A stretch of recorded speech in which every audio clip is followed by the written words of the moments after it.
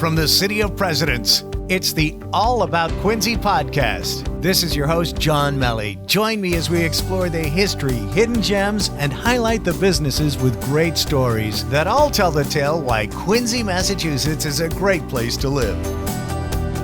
Hey there, it's John. How are you? Thank you for spending time with me today.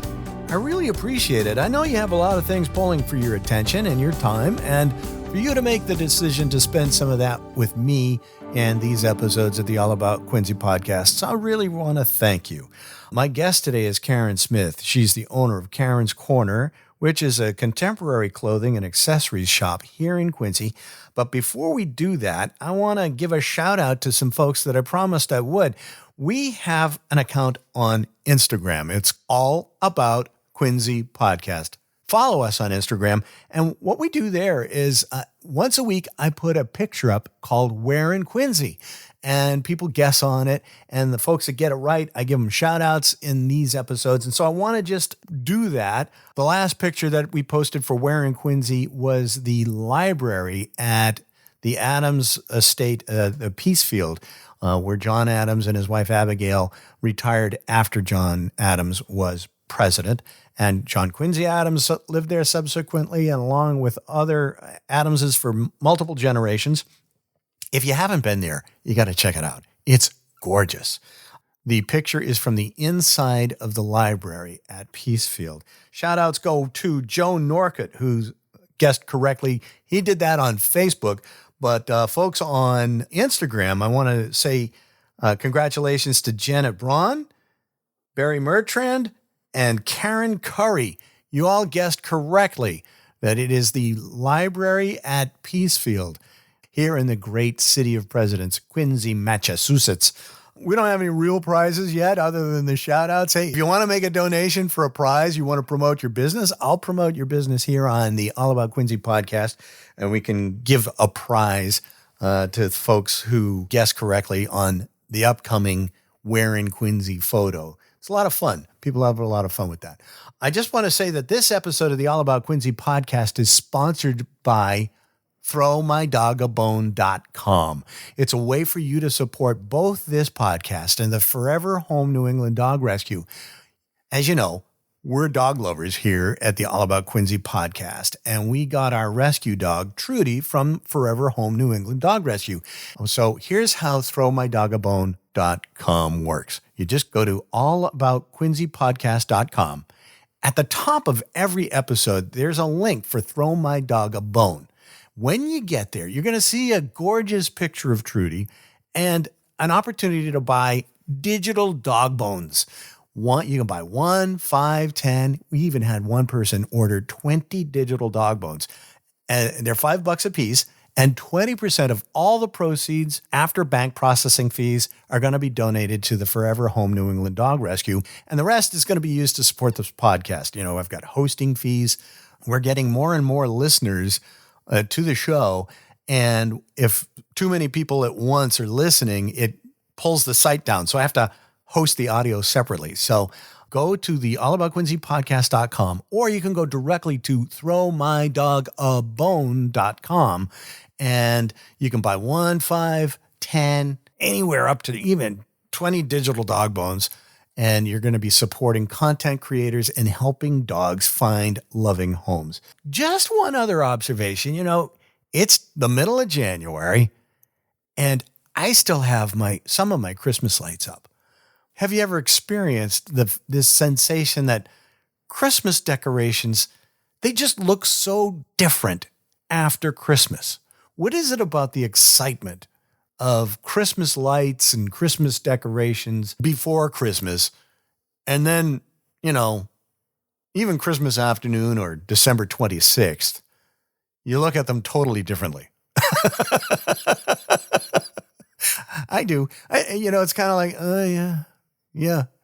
But I keep mine up. I think that, it's dark and gloomy, and to have our Christmas lights up just a little bit longer just kind of adds a little brightness. The days are getting longer already, which is exciting to me. The lack of light, you're kind of feeling a little down.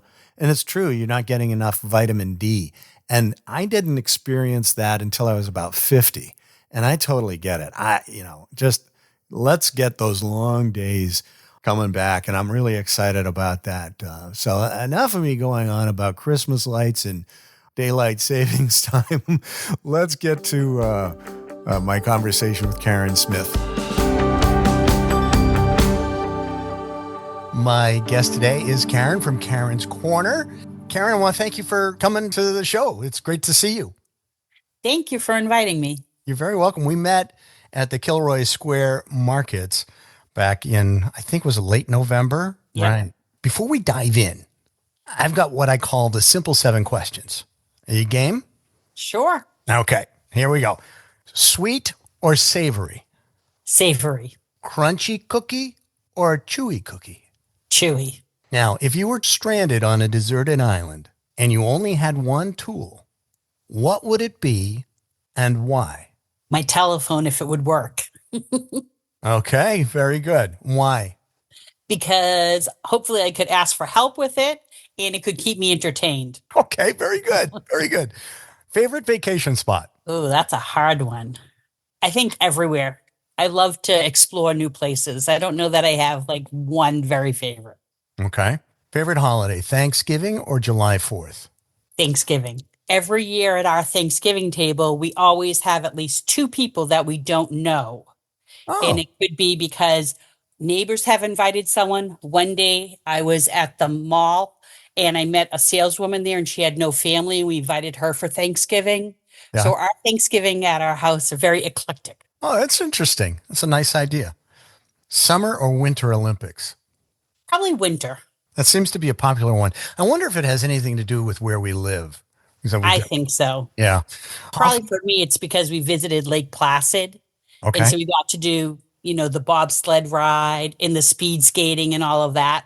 So I think really? that made me enjoy it all more. Oh, that's cool. My grandaunt did the bobsled run at Lake Placid too. Yeah. All right. Coffee or tea? Iced tea. Iced tea. Any time of year? Any time of year. Okay. Cape Cod or New Hampshire, Maine? Cape Cod, Wellfleet. There you go. For New Year's Eve, Times Square or a quiet evening at home with a small gathering? Quiet evening at home. That seems to be hands down. I heard that people, once they get into Times Square, they can't leave. Yes. That has absolutely no appeal to me whatsoever. Okay. Museum or national park? National Park. And plane trip or road trip? Probably plane trip. Well, thanks for playing. That was a little bit more than the simple 7. I think that was probably 11 questions, but anyway, we had counting. Fun. Right. So we met at the Kilroy Square Markets, and I know my wife has shopped at your store a number of times. And so I said, hey, I want to feature local businesses.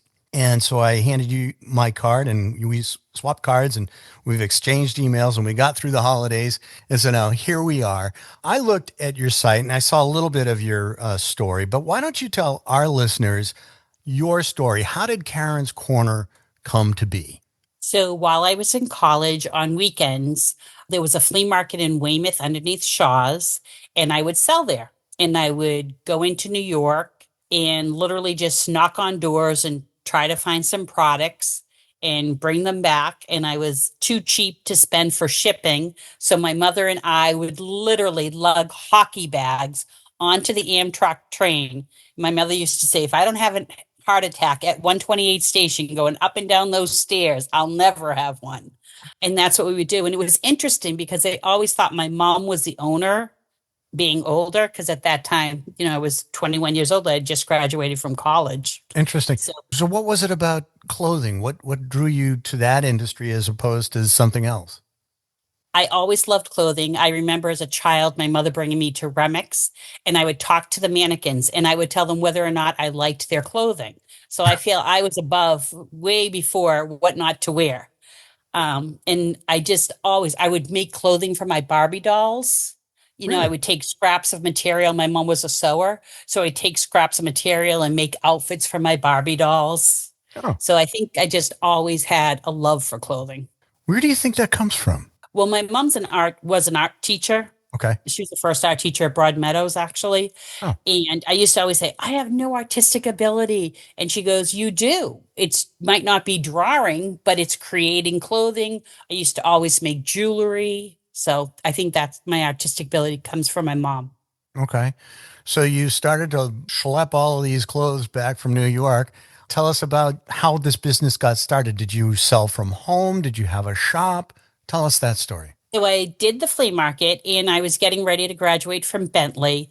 I was also working at that time, it was Boston City Hospital. It's now Boston Medical Center. Hmm. And they had offered me a business management position there. So I was trying to decide if I wanted to open a store on my own or if I wanted to take the safe route and work at Boston City Hospital. And everybody in my family said open the store except my dad, who said no, go the safe route. But if you asked him years later, he'd tell you he told me to open the store. So I decided to open the store. My first store was 8.5 feet wide on Hancock Street in Quincy Center. And you literally could spread your arms out and touch both walls. Oh, And we fun. were right next door to the Patriot Ledger. And at that time, the Patriot Ledger had 3 shifts working. So it was wonderful because at 3 o'clock time change, you'd get the people leaving and the people going in. And we just constantly had customers because of that. The day before we opened, it was 60 degrees. The day we opened, I remember my dad coming in my room and saying, there's 18 inches of snow. And I'm like, oh, Dad, you're so funny. And there really was. Oh And it my had gosh. not been forecasted. And that was November 12th, 1987. And at the time, Mayor McCauley had on his boots and he came over for the ribbon cutting ceremony, even with 18 inches of snow. Oh, that's awesome. It's nice to see that the small businesses get supported. And I think that continues today when there's a business that opens up in downtown Quincy or anywhere, really. Representatives from the city government show up for a ribbon cutting or a grand opening or what have you. And I just think that's great. Not every city or town does stuff like that. So, do you remember the first item you ever sold in your shop? Yes, it was a sweater. It was $15. And I still have the first dollar bill for my first sale. I asked that question because people ask me, I've been doing radio for 30 years now, producing commercials for about 25 or so. I can remember talking to my mentor and supervisor at the time, and I said, hey, remember that commercial that we did about this, that, and the other thing? It was a mortgage company I did a commercial for. And he's sitting there and he's looking at me and he's shaking his head. He says, no. And I'm looking at him thinking, how could you not remember that? I'm never going to forget all the commercials I do. And at this point, I can't remember them all, but I can remember the very first commercial or a snippet of a commercial that I was able to voice. And it was for Sara Lee Deli Meats. And it was a tag. And I think it said, pick up Sara Lee Deli Meats at your local Stop and Shop or something to that effect. And so, yeah, those moments, they just stick in your head. And so I was curious. One of So the interesting things too is I'll have people come in the store and they'll be looking at something. And I'll be like, oh, you know the green sweater you bought last year? Those pants will look great with that. And they're like, oh my gosh, how do you remember I bought a green sweater last year? So on right. that same idea of what you're saying, don't ask me what I had for dinner last night, but I can tell you what customers have bought. Well, that's great. I mean, you almost have to have like a photographic memory. And I suppose you being in fashion, you look at something and you see how certain patterns or colors would look in different contexts. So are you constantly picturing what would work with what and what might not work with what? Definitely. Sometimes I'll be on a buying trip. I could be out in LA or in Vegas or New York, and I'll see something and it will remind me of a customer. And I'll literally text them and say, hey, this looks like you. And people love when you do that because you're bringing them into that process. And people just like to be thought of Yes. and remembered. I think I told you briefly during our conversation while you were running your shop at the Kilroy Square Markets. I come from a small family business background. My parents had a greeting card and stationery store, and we did a lot of social printing. So we would do birth announcements, wedding invitations, business cards, letterhead, all that kind of stuff. And when my folks retired back in 2002, I was involved with a lot of that. There were a lot of things that my parents primarily ran the business, but when you're having a retirement sale, it's all hands on deck. And so I heard stories of things that my parents did for different customers that I never would have known. And I think that's what's so special about small businesses is that local business owners can affect and be part of people's lives in a way that the big box stores can't. If you go to one of them on a regular basis, you might recognize the cashier. But even that's starting to change. Now it's like self checkout lines. When you go into a small shop and there's that one on one interaction and you get to know your customers, like you say, you see something and go, oh, that would look great on so and so. That's the thing that can't be replicated by other businesses. And I think that's what's so special. I can give you Um, two examples of that. Please. So I had a customer that lost her husband, Hmm. and she was a customer that would come in every week, every other week. And she had called me and she was devastated and she needed something for the wake and the funeral. And so I said, why don't I bring things to your house? And she's like, I can't ask you to do that. I'm like, you're not asking me, I'm offering. Right. So not only did I bring them to her house, but then when she picked out the outfits, I didn't charge her. I just gave them to her.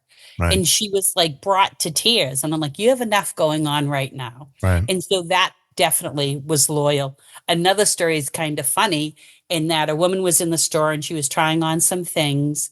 And I'm like, maybe not that. Let's try this on instead. And, I was making suggestions and whatever. And she bought a couple things and left. And then she called and she goes, I have to tell you, when I left your store, I was really mad at you. And I'm like, oh my gosh. I said, I'm so sorry. And like, what did I do? And she's like, well, I really liked that dress and you suggested something else. And I wasn't very happy about it. She goes, so I called my sister at work and my sister said I had to call and apologize to you because you're like shopping with your best friend. You're honest and you don't just say yes to something to make the sale. Oh, that's cool. I was going to ask you, like, if somebody's taken with an article of clothing, I'm not a fashion guy, as you can tell by looking at my appearance on the camera today.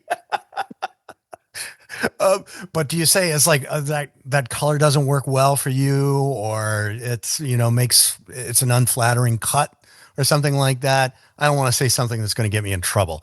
So, but I mean, you just Instead say of, that's I not try to working. make other suggestions. Okay. So, say they're trying on a color, and I'm like, with your coloring, a royal blue would be really nice. I'm like, do you want to try something on in royal blue that looks similar?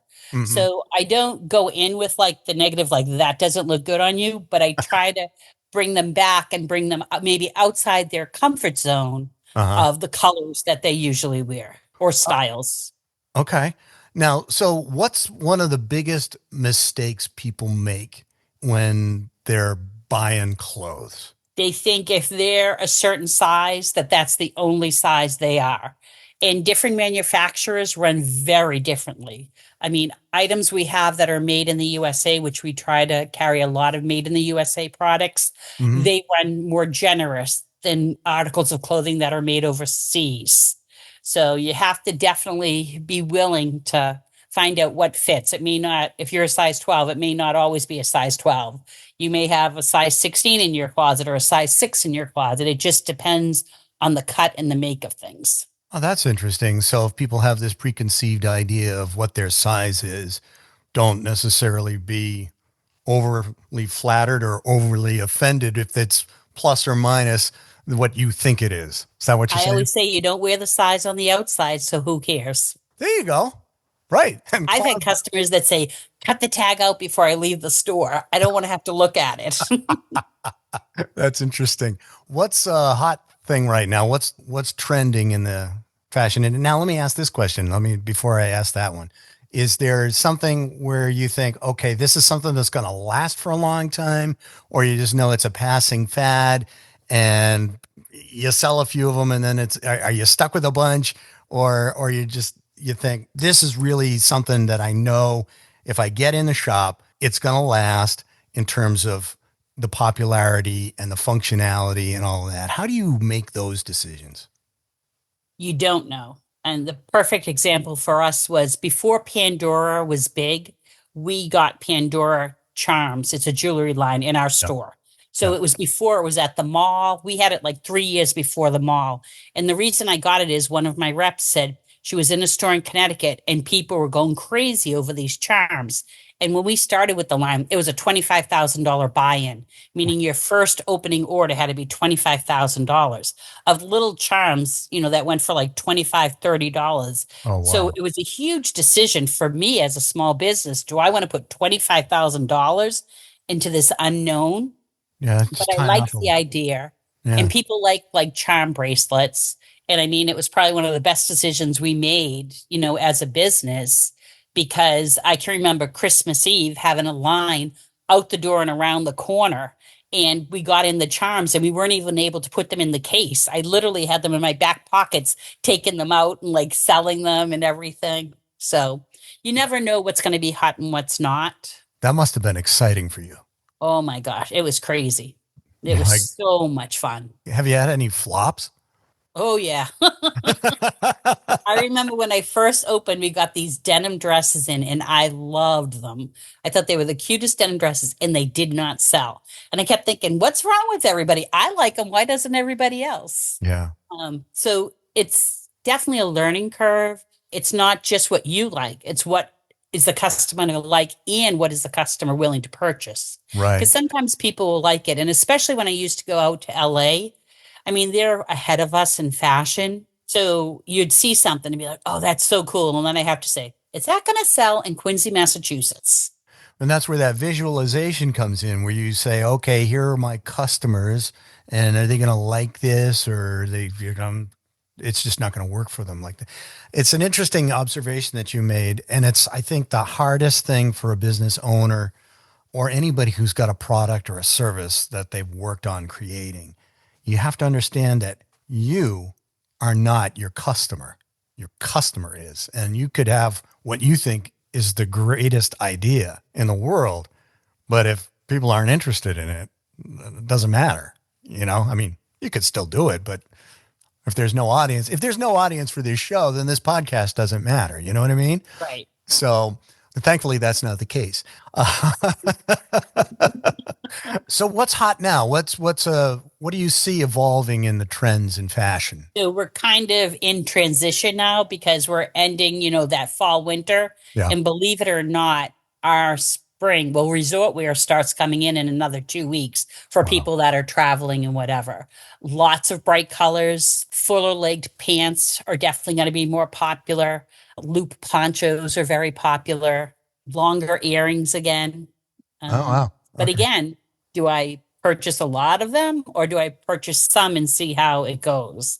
Those are the big questions for me as the buyer and the owner of the business. Did that take a while for you to develop that instinct? Is it something that you kind of had naturally, or is it something that's been refined? I'm sure over the years you've just developed almost an instinct for it. My reps say I am the fastest person that they work with. Huh. Because if I'm looking at something and I'm wishy-washy, that means don't get it to me. I know right away, like, yes, yes, yes, yes, nope.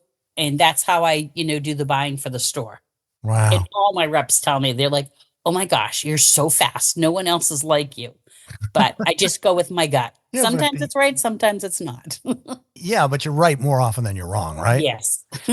So if you say, I don't know, and you hold back, does that mean that you're actually going to pay more per unit for you as opposed to if you buy a lot up front? You kind of have to manage the risk that way, right? Well, it's not so much paying more for it, it's whether or not it would be available. Oh, So in the old days, companies would just cut a lot of, items, and now they cut more to order because companies don't want to have that much overage because, the wholesale companies, it doesn't work for them to have all that much overage. Then they've got to try to sell it off, to Right. off-price stores or whatever. So a lot of times if you don't order it, it may not be available. Okay. What's one big tip you can give potential customers that they might not know when they want to go into a shop like yours that would help them make a good selection? I think a lot is if you just bring your hand across the clothing and when you feel something like that fabric feels good to you, look at it. And if it's something that's your style, try it on. Or sometimes, go outside what you'd normally wear. But I think the feel test If it feels good in your hand, it's going to feel good on your body. If it feels good on your body, you're going to feel good with it on, most likely. That's an interesting point. I would never have thought of that. What does that say about me? Although I will say, I did buy a sweatshirt the other day, and when I put it on, it felt fantastic. And I went, "Ooh, this is a really comfy sweatshirt." What is the most popular item that you sell in your shop? Right now, Sure. so we have Lola jewelry. It's charms that have inspirational sayings on them, Hmm. and those are very, very popular right now. I think the pandemic has really made people very thirsty for positivity and uplifting messages. I think we're kind of hopefully coming out of a lot of that downness, that I think so many people felt and experienced. How did the pandemic go for you? How long were you closed? We were actually doing the flower show in Boston when Massachusetts closed down.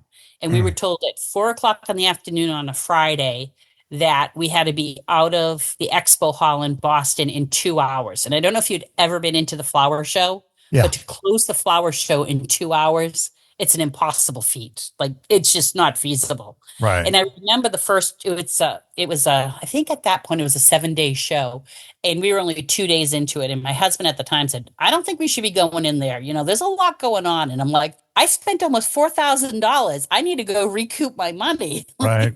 We closed down then. And then we started carrying face masks.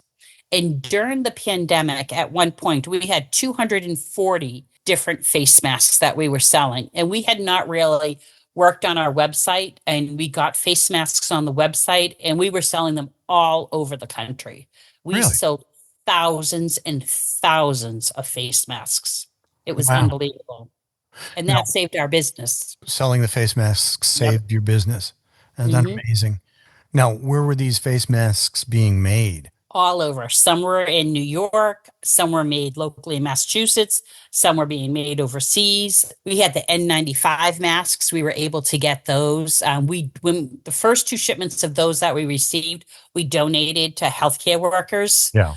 We did not sell those at all. And then once they had enough and it was coming in, we would sell those as well. Fascinating. I'm glad I asked that question. Piggybacks on the question I was going to ask you. What would be the biggest surprise for someone to find out that you did carry in your shop? Hmm. Well, we used to carry bathing suits, and that was very interesting because women would be in the dressing room and they'd be like, oh no. And it was the funniest noises that would come out of the dressing room. That was probably the funniest thing, was just having to listen to women try on swimsuits. Um, Other than that, we're pretty, clothing, accessories, jewelry. We Yeah. do a lot of holiday earrings. I mean, we had over 60 different pairs of holiday earrings this year. I mean, we used to carry 12. So if we find a category is really strong, Hmm. then, the next year we're going to invest more dollars into that category. How frequently do you do your buying trips? Do you go every season? Yeah, I would say probably at least 4 times a year that I'm going out to trade shows, sometimes more. Now I'm able to do more online too. Once Oh, I know, a company and the quality of their product and all of that, I can order, somewhat online. I feel it's important every season to have at least maybe 6 to 12 new companies, because I don't want my store to stay stale or to be stale. I want always to have new product in there. So I always want to keep my tried and true brands, but I think it's important to try new products. there's a lot of thinking and planning that goes on in your business. It's a lot of thinking and My planning. best thinking, I always say, is at 2 in the morning. I literally have a notebook next to my bed because I'll wake up and I'll think of something. I'll be like, oh, and I got to jot it down right away. That's the thing I think people don't realize is that even though you're not in your shop, stocking the shelves and helping people at the counter or helping them try different things, it never stops. You're Correct. always thinking about it. Fortunately, the snowstorm is passing to our south, but if it's snowing, it's not just your driveway and your walkway that you got to get.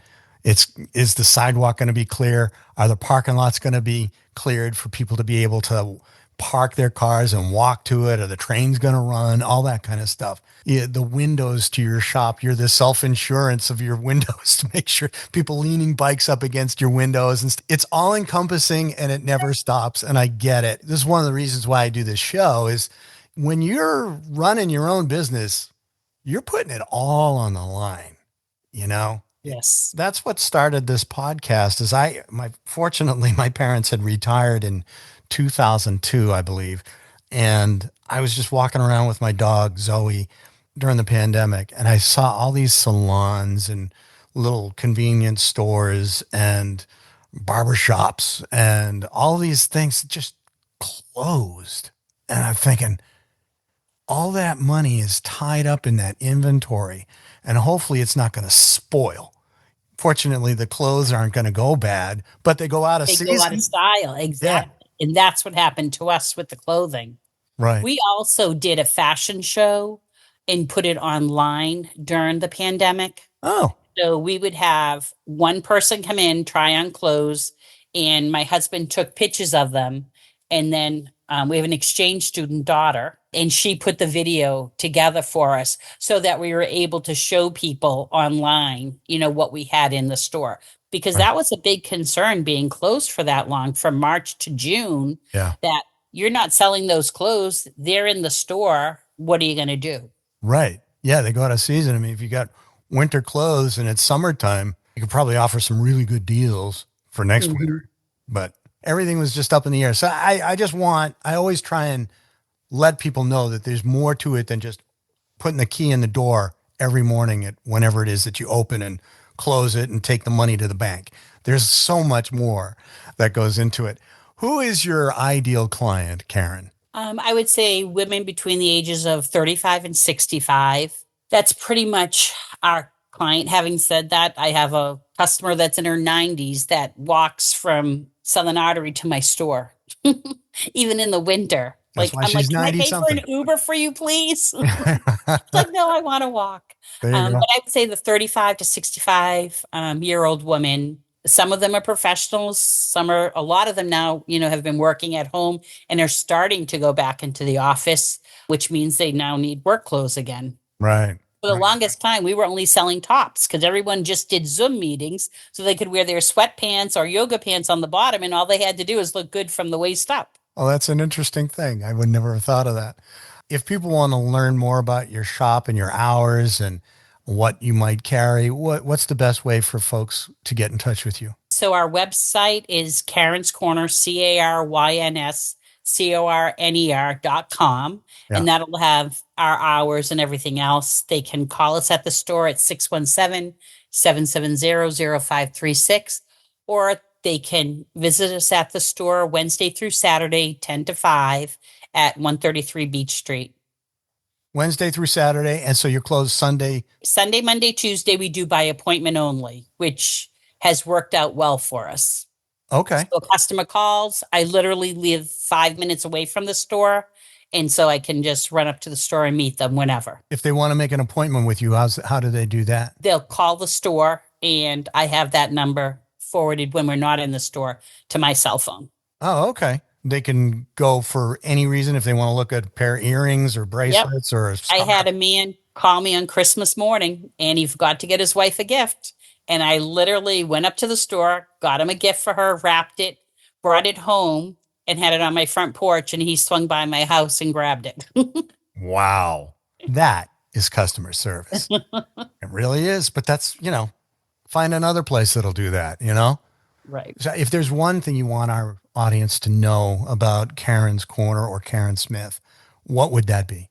I think it's really important for people to know that we need to give back to our community and we need to shop small.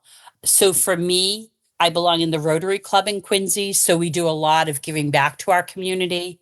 At Caryn's Corner, we participate in the LEAP program with the Quincy Public Schools. So we have 2 students that are developmentally delayed that come into our store with a job coach 3 days a week. And we help them learn skills so that they can go out into the real world and hopefully get a job. We work with Leslie Bryson in the Quincy Public Schools. We collected prom dresses for students. This will be our third year. Myself and Jen Orman from Coffee Break Cafe. We collect prom dresses and we distribute them to both high schools, to the nurse's office, and they give them to students that can't afford them.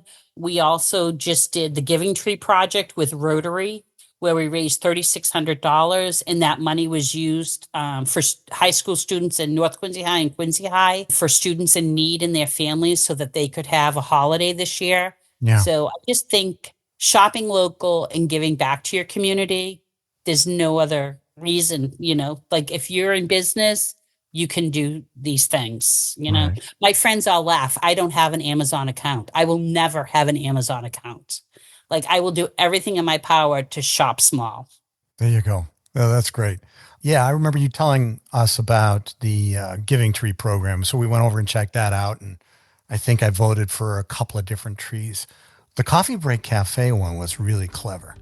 It was. With the coffee beans pouring out of the thing. That was really clever. At any rate, it's carynscorner.com, CarynsCorner.com, correct? Correct. Caryn Smith, I want to thank you so much for taking time out of your busy day, and continued success for your business. Thanks, John. I appreciate it. Well, that's it for this episode of the All About Quincy podcast. I want to thank you for listening, spending some time with us today. I'd invite you to follow us on Instagram. Just if you're on Instagram, we do a lot of fun stuff there. Just search for us on Instagram, All About Quincy Podcast, and you're going to find us there. And if you join us there, click on the link in bio, and sign up for our weekly e-newsletter. It's totally free. We pick out about a handful of events that are upcoming in the Quincy area that you can go to, make some plans with. If you have an event that you'd like to promote and let us know about, please do. Please go to allaboutquincypodcast.com, click the connect link, send us an email, tell us about your event, your upcoming event, and we can put it in our free weekly newsletter that goes out to all the folks who have signed up for the newsletter. And that list is growing. So I want to encourage you to do that and send your events, and we can promote those for you. And also let us know about any guest ideas that you have. If you think you or someone you know should be on the show, we want to know. Just go to allaboutquincypodcast.com, click the contact button, and let us know about your guest and why you think they should be on the show. Again, I want to thank your support for throwmydogabone.com, the sponsor of this podcast. When you go to throwmydogabone.com or click the links at allaboutquincypodcast.com, you can make a donation and buy some digital dog bones, and 20% of all the proceeds after bank processing fees will be donated to the Forever Home New England Dog Rescue, and the rest is going to be used to support this podcast. We have sent the Forever Home New England Dog Rescue probably about $50 over the last couple of months, just from your generosity in supporting this podcast, but also Forever Home Dog Rescue. We've got some more fun episodes coming up. Until next time, thanks for listening.